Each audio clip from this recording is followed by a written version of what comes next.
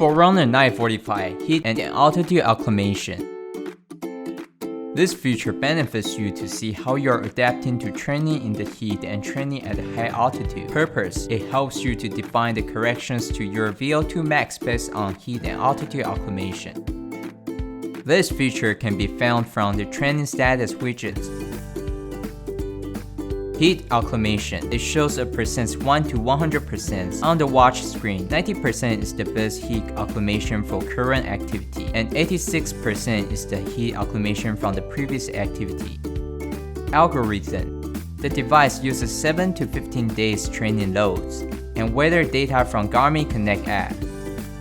Before starting an activity, the device needs to pair with Garmin Connect app in order to sync the data. Activity set for first time using this feature. If the device detects an increase in heat acclimation, it notifies you. Only notify when using the first time. VO2 max correction applied when estimated heat is above 22 Celsius degrees. The hotter the training means, the higher acclimations and VO2 max will be corrected. Altitude acclimation. It tells an absolute altitude level on the watch screen. 2,600 meters is the altitude acclimation for your current fitness, and 500 meters is the altitude acclimation from the previous training. Algorithm. The device uses 7 to 35 days training loads and the calculation on altitude. Please sync the device with GCM.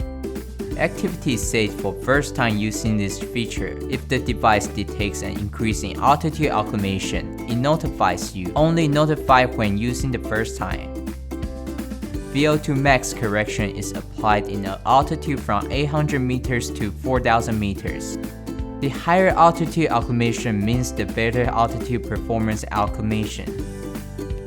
VO2 max will also be shown on heat acclimation. VO2 max with altitude corrections will use in fitness from determining training status. If the fitness level increases, the arrows goes up.